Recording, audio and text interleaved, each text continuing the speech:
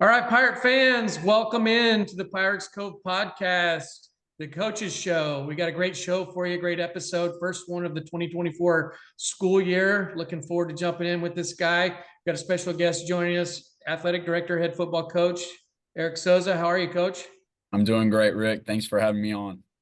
Awesome, man. Glad to have you. Obviously, a whirlwind as we start this school year, and heck, it started before you. At the moment you took the reins here, so we'll dive into that. But before we do, I want to thank you. Obviously, we've been working together trying to put this partnership together with the Pirates Cove and the Rockport-Fulton Athletic Department and RFISD, and I want to thank you as we jump into this thing. First off. For that partnership and what it means to us and what I think we can do for the community and these athletes and all that stuff. So I want to thank you, take a second to thank you again, and Dr. Austin. Yep. Yeah, absolutely. Anytime that we can help out the community and one of our own, then we want to do that. We want to stay local, and we want to promote those that promote us. So I appreciate everything that you've done so far in the previous years and in the years to come. So thank you very much. Outstanding. Appreciate that. And just so you folks know at home, any money, any revenue that we're generating right now, a big portion of that goes back to the athletic program, helps sponsor all athletic sports within the program. And that's part of the partnership that we've worked out with Coach Souza and Dr. Austin. So you'll see us advertising a lot of products, different things that we are doing to try to drive revenue for the athletic program specifically. So your sponsorships, your donations, and then any of your merchandise purchases, and that's throughout the entire year. That won't just be through football. It will be for all sports as we continue to try to bring you all athletic events, streaming and broadcast, junior high, boys, girls, high school, you name it, all the way up, JV. We want to provide you the access to the content and of the athletic events. So thank you again.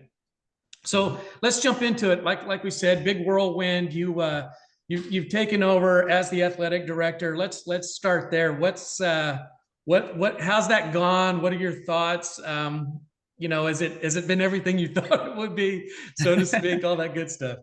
Well, I get to wake up and I have the best job in the world and the best town in the world. Working with the best people, that's for sure. It's been a little over 3 months now, and almost going on 4 months, and it's been a dream come true. The people I get to work with, Dr. Austin, Dr. Carter, Coach Howe, just everybody at the central office with Kathy Henderson, Molly, Dinah, Gil. It's been unbelievable. They've been such a great support. The board has been unbelievable in everything that they've done for the athletic program, for the school in general. I couldn't have asked for a better 4 months to be able to come into, and the kids have been unbelievable. It's been great. The boys and the girls. Summer has been was really, really fun because we had the summer strength and conditioning program. We had great numbers in there. And then just the community support. It's been great. Just going into town, and I had some people stop me. I was having to buy some gallon-sized bags for our decal night the other day, and a couple of people stopped me. Hey, coach, good luck this weekend. Good luck this weekend. So it's been unbelievable support, and it's been a great 4 months so far. Outstanding. That's what we like to hear. And you mentioned a lot of great people. I know we're all excited to have you and excited of what it means to have you and your coaches and your staff, running and driving the program here at Rockport-Fulton. So a lot of excitement. We're looking to continue that vibe and continue to get people more and more excited about what you guys are doing and what it means to the kids and the community here at Rockport-Fulton. That being said, if you don't mind, can you talk a little bit about some of the sports? Because obviously we're going to talk about football, this being, my passion. I love Rockport-Fulton high school football, but if you don't mind, can you touch on some of the other sports, Yeah. girls, boys, all that good stuff? So right now we're in the fall season, obviously. Cross country has been training all summer long. They've had a couple of meets so far. This weekend they're going to be going to Skidmore and going to the Bobcat Invitational, and we have a lot of really good runners that they start early in the morning at 6 o'clock. They're here at the facility. They're stretching out at 6:15, and they're running miles upon miles upon miles. And Coach Blue and Coach Thompson are doing a really good job with the kids there. And it's not just high school, it's the middle school as well. So seeing those numbers increase have been unbelievable. And the hard work that they as coaches do, because we have a couple of football guys that they practice in the morning. The JV varsity guys, they practice in the morning, and then Coach Thompson and Coach Blue, they stay after school so that they can get their cross country workout. So we are trying to implement multi-sport athletes, and they're diving into it, knowing that hey, it's going to be another hour after school, but they're taking the sacrifice and they're doing it as well. We have tennis, Coach Scriven and Coach Branham. They've been going on for a while now. They went to Toloso Midway on Tuesday yesterday. And they're getting better. They're facing some really good competition. And Veterans Memorial, GP, TM, those are all top-notch type of tennis programs. And our kids they're competing. And that's the one thing that I told Coach Scriven is, hey, we may not be winning a lot of these matches, but if we see progress, then by the time we get to the district meet, then the tough schedule is going to show up. So he's unbelievable. He comes to us from Floresville, and Coach Branham was in Carrizo Springs. So we're very excited to have them, and they're leading our tennis program, both the high school and the middle school programs. So those kids at the middle school are getting varsity level coaching after school as well. And then our volleyball team, they've been going crazy. They've been doing well. This past weekend, they were at the Sinton tournament, and they had some really tough competition. I know it was Austin Anderson was their last game on Saturday, and I mean they had girls 6'2" to 5'10", girls committed to D1 schools, and we gave them a run for their money. Coach Clark was so very proud of the girls. We barely lost, but the girls they're working hard. And again, we're getting ready for district, and that's kind of what I've told the coaches is obviously we want to win, but as long as we see improvement, that's what is most important. And then our middle school volleyball, they're getting started now. They have a game against Ingleside tomorrow or Thursday. So if you don't have anything to do, then we got A teams and B teams playing 7th and 8th grade in Ingleside, or versus Ingleside here, excuse me. Okay. We'll be at the middle school gym and at the green gym. So that's exciting. Junior high football, middle school football, that's has a couple more weeks. They won't play their game until the week after next. So Coach Hasso and they've been getting them going over there. So it's been fast paced the past 2 weeks of school, but the kids are excited and hungry to represent the green and gold. Awesome. Yeah. Awesome.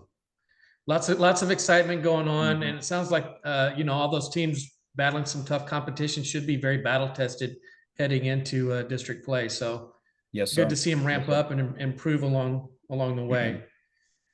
Mentioning these other sports again, I want to be clear as we move forward, we'll be eventually broadcasting all these sports, junior high, tennis, all of it, tennis, basketball, soccer, you name it, we'll be broadcasting it. So if you're not able to make it to the game, we want to make sure we encourage you, obviously, to be on site, see the game if you can.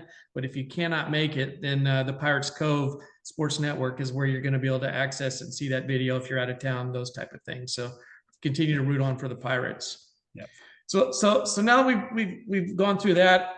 Let's talk football. It's my favorite time of the year. Pirates are getting ready to get going here. Week 1 is upon us. A lot happening. New scheme, new coaches, new kids to you guys.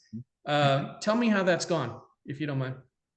Yeah, so the kids have been great. The kids have been very receptive in the coaching, very receptive in the new terminology that's coming in. And the new defense that we're implementing, even special teams, it's all new to them. And some of the kids, they said, well, coach, we've ran the slot T before, but even though They were spread last year. It's been a couple of years since they were truly slot T, and even Coach Seibert's slot T and my slot T are a little bit different. The numbering system is a little bit different, the terminology, the calls. And so it takes a little bit of time offensively for the guys to understand what we're trying to do, and one, to learn the coaches, right? That's a big deal, but they're doing a great job. They're very receptive. They're very coachable. And that's one of the things that we ask them to do. And we as coaches will put them in the position as fits the team. And they've been a yes, sir. Yes, sir. What can I do? What can I do? Type of mentality. So that's been great. Defensively, it's last year we were a 4-3. Now we're more of a 4-2-5 type of defense. Very multiple in the things that we can do. And Coach Black, he's one of the best around. He knows how to get the guys in the right spot, and to coach and to teach these kids of the techniques that we need to play with, because that's what we're trying to make sure that these kids understand. And we're not just going to have our ears pinned back and rushing the quarterback. We've got to have techniques so that everybody can be in the spot that they need to be. So. But with all of that, I mean, learning the kids, learning their strengths, learning their weaknesses, that's part of the transition of a coaching change. And I remember in a meeting with the coaches, I said, guys, football wise, we don't have a lot of time. We've got to make those decisions. We've got to learn these kids, and it's up to us to be able to do that.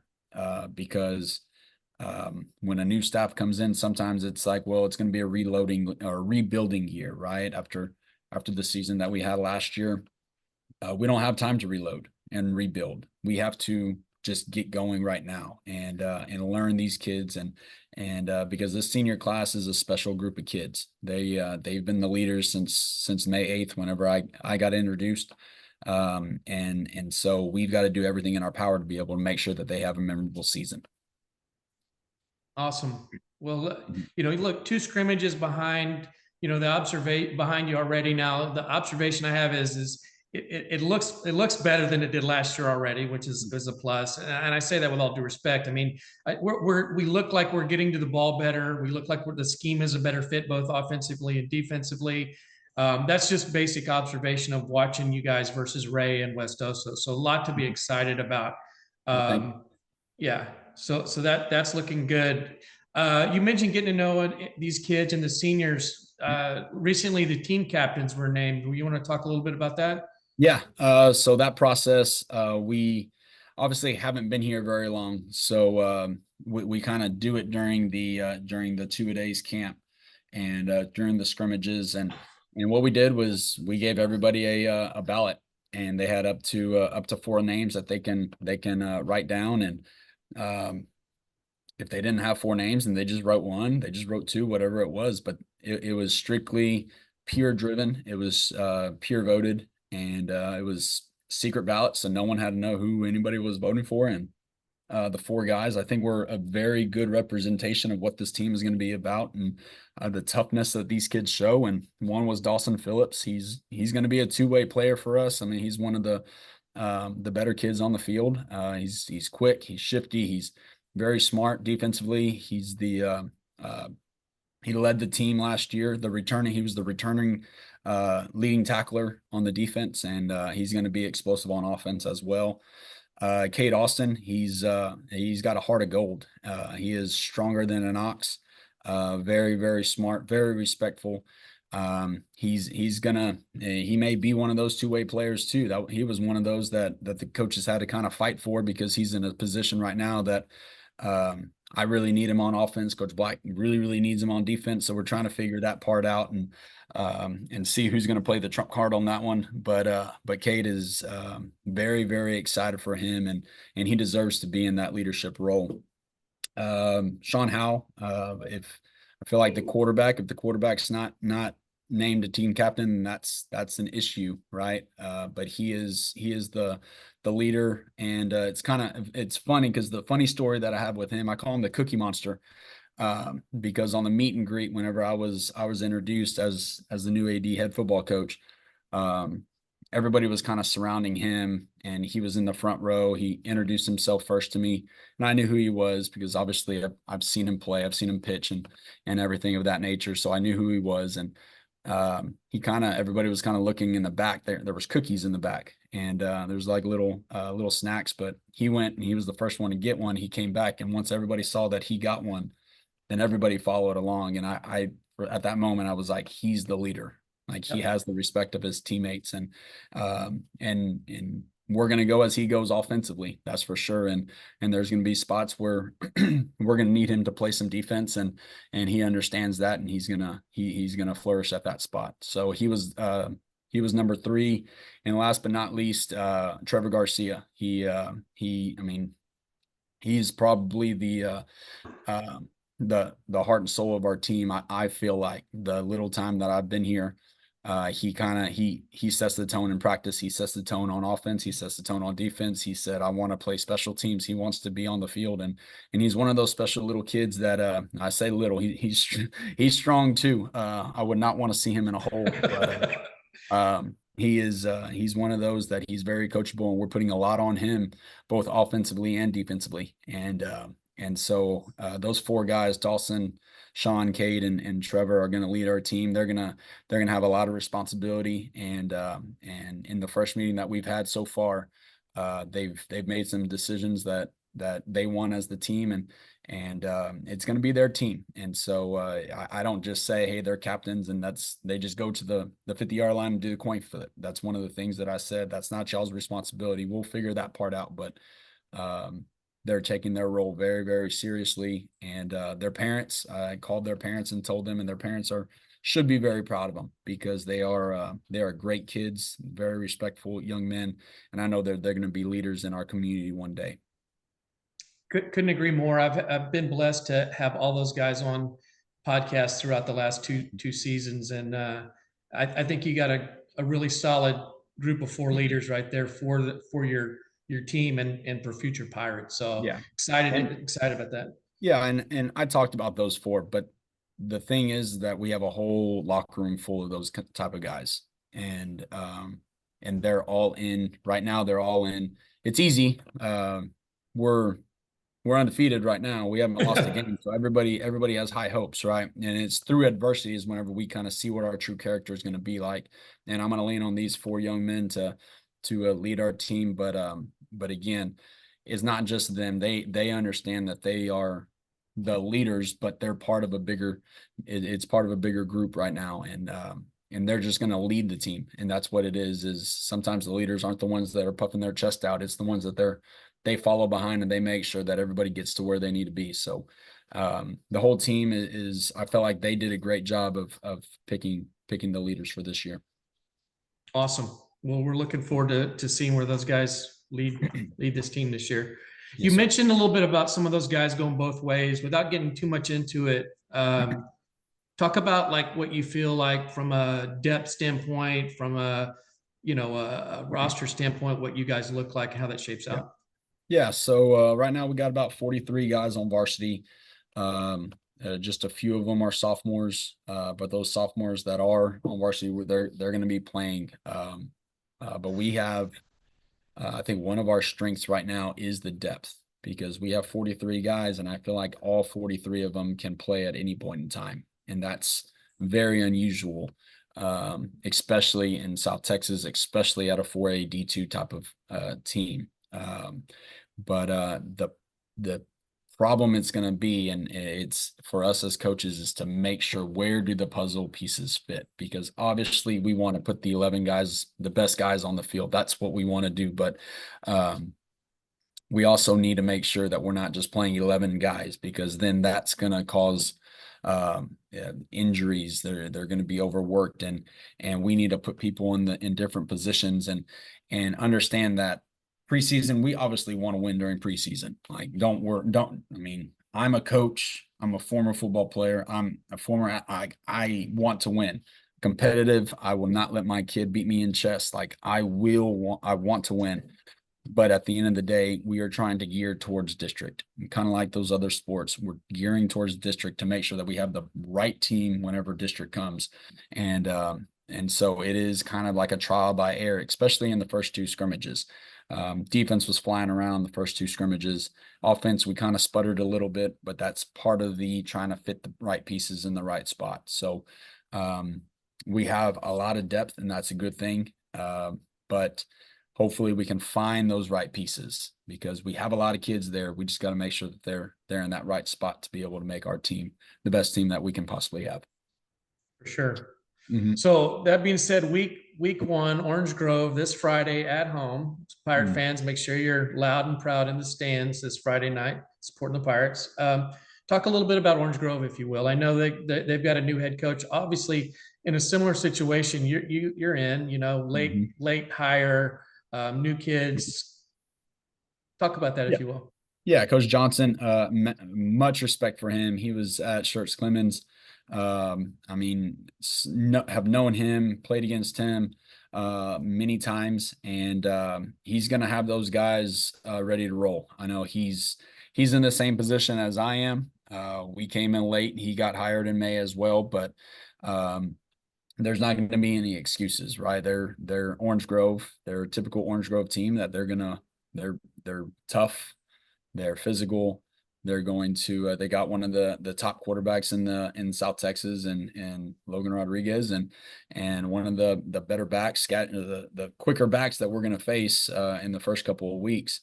And so he's going to have them ready to go. And we've told our kids that, hey, they beat us last year, right? Like, we've got to. It doesn't really matter about last year, but this year, everybody's kind of on an even playing field. We don't really know exactly. Everybody's kind of vanilla in the scrimmages, but they're going to spread it out. They're going to try to throw to their receivers. They're going to try to open it up in the middle and run some counters, allow that running back to get through. And they rotated quite a few guys on the defensive line. Defensively, they're a 4-3 look.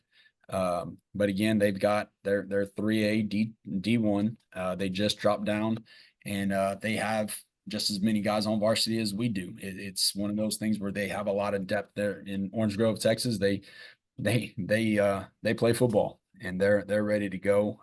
They're always going to be really, really tough. So we're excited for the matchup, and it's gonna be a very good one. I feel like. I think they're gonna be well coached, and we're gonna have to make sure that we play one of our best games so that we can have an opportunity to be on top.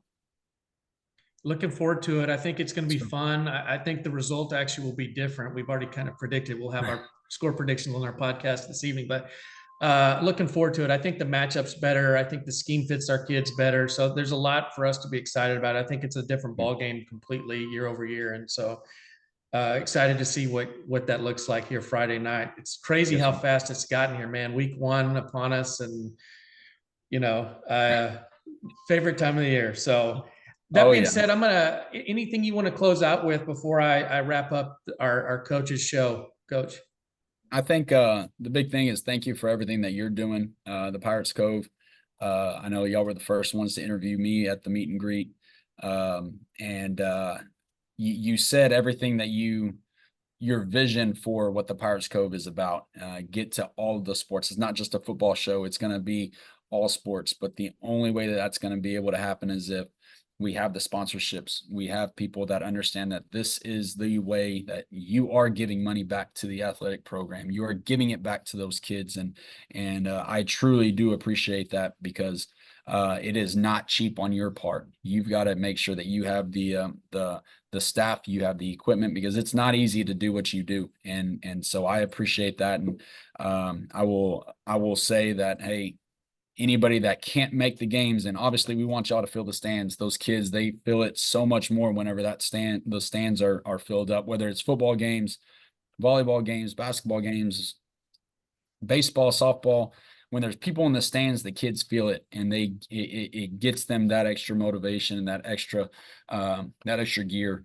But when you can't, then please use the Pirates Cove, and if you can, and if you're able to and willing to, then please sponsor, help Rick, help everything that they do and his staff, so that we can get 2, 3, 4 different people in one night to be able to do the football games and the volleyball games and go to a cross country. But if it's only just your little operation, it's going to be very, very hard. So I know me and you, we've talked about it. and your vision is unbelievable. And I hope that in whatever way that I can help as the athletic director, I can make that vision a reality. And I know it's not going to happen tomorrow. It's not going to happen next week. It's going to be a little bit of time. But if we can all come together as a RF community and help you in any way, then please let us know, because our kids will deserve it. Our kids do deserve it. And I hope by the spring we can have both softball and baseball being streamed sometime. That you're a lot smarter than I am. You're going to figure that part out. But I don't want it to be where we're not able to do it because you don't have the funds or anything like that. So I just want to say thank you for your vision for the kids, because it is all for the kids at the end of the day. So thank you, Rick. Yeah, I appreciate that. And 100% spot on. Look, this is about building a program here, right? Making Rockport-Fulton the premier South Texas school, if not Texas school, that it can be, and giving our kids the best opportunity, the most exposure. So I appreciate that shout out there, and appreciate the endorsement. And again, we'll continue to do that. But like Coach said, we need as much help and support as we can get. We're looking to bring you every sport, stream every game live that we can of the Rockport-Fulton Athletic Program. So that being said, this coaches show, this will wrap up the first one of many. This is something we're going to do every week. We'll be doing with all sports, whether it be with me, Steve Cantu, or Gabriel Trevino, or even my brother Rob Walker. We'll be bringing you insight within the program, within each sport, because we want to get exposure to every sport. Every Rockport-Fulton athlete deserves that exposure. The program deserves that exposure, and we're bringing the Rockport-Fulton pride back to this community like it needs to be, where we're proud and we're a winning tradition of great, solid young men and women that come from this program and this school and this community. So, Coach, I appreciate your time today. Good luck on Friday night, and looking forward to it. It's going to be fun. We'll be in the booth calling the game. And any final words before I let you go? Go Pirates, baby. That's what I'm talking about right there. Go Pirates. You heard it there. Coach Sosa, thank you. Talk soon. Pirate fans, thanks for joining us. See you Tuesday again for the Coaches Show, and then see you this evening for the Pirates Cove podcast, where me and my brother Rob Walker break down all things Rockport Pirate football. See you then. Thank you, guys. Take care. Thank you.